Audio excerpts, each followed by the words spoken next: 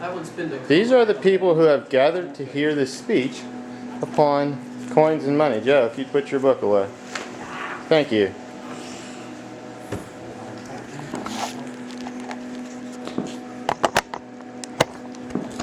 Check that.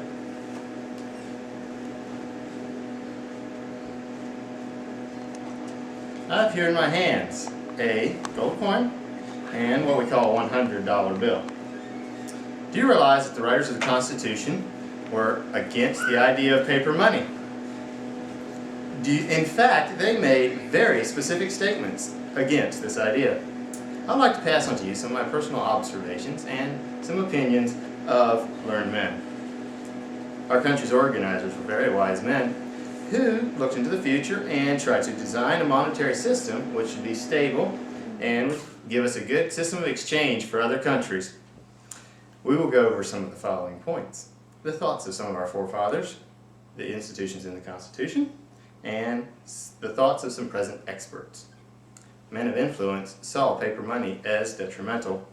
John Adams, in a letter to Thomas Jefferson, said, "All the perplexities, confusions, and distresses in America arise not from defects in the Constitution or Confederation, nor from want of honor or virtue, but as much from downright ignorance in the nature of coin, credit, and circulation." George Washington, in a letter to Bowen, Rhode Island, said, "Paper money has the effect in your state that it will ever have, to ruin commerce, to oppress the honest, and open the door to every species of fraud and injustice." Alexander Hamilton said, "To admit an unfunded paper as a sign of value ought not to continue a formal part of the Constitution, nor ever hereafter be employed, being in its nature pregnant with abuses, and liable to be made the engine of imposition and fraud, holding out temptations equally pernicious to the integrity of government and to the morals of the people." Writers of the Constitution included statements against paper money. The Constitution of the United States in Article 1, Section 10 says, "No state shall admit bills of credit, nor make anything but gold and silver coin tender in payment of debts." Douglas and Zoe has this to say, "The framers were once again bringing attention to bear on their anathema with paper money or bills of credit. They wanted no part of paper money. They would only accept silver and gold coin." This gives states the authority to coin money. Metal has a very stable value, and so it doesn't matter who makes the coin. The Constitution of the United States also says in Article 1, Section 8, "Congress shall have power to pay the debts of the United States, to coin money, regulate the value thereof, and fix the standards of weights and measures." This gives Congress the right to make coins. It also indicates, by saying weights and measures, that face markings do not constitute the value of a coin. It is the weight that determines the value.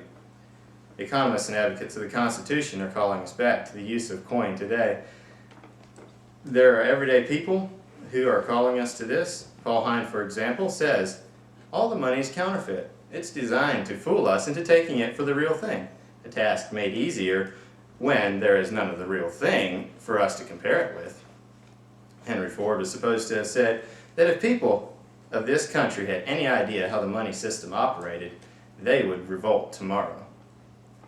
There are government institutions that are also becoming aware of this unstable situation. The Idaho Republican Platform website, for example, says, "Sound currency." This about sound currency: "We recognize the failure of the Federal Reserve System to maintain a sound U.S. dollar and the dangers of private bankers controlling the issuance of our currency." They also say, "We believe the Federal Reserve Bank should be abolished and the issuing power restored to the people through their representatives in the U.S. Congress, with the stipulation that the U.S. dollar be backed by gold and silver." The U.S. Supreme Court, in the ruling of Craig versus Missouri, says this: "Emanating bills of credit or the creation of money by private corporations is what is expressly forbidden in Article 1, Section 10 of the U.S. Constitution."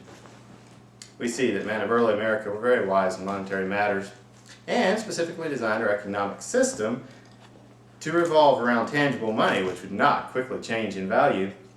The fact that we have not upheld their wishes is illustrated by the fact that to buy this coin with a face value of $50, we would need to trade for approximately 10 of these $100 bills for the metal alone.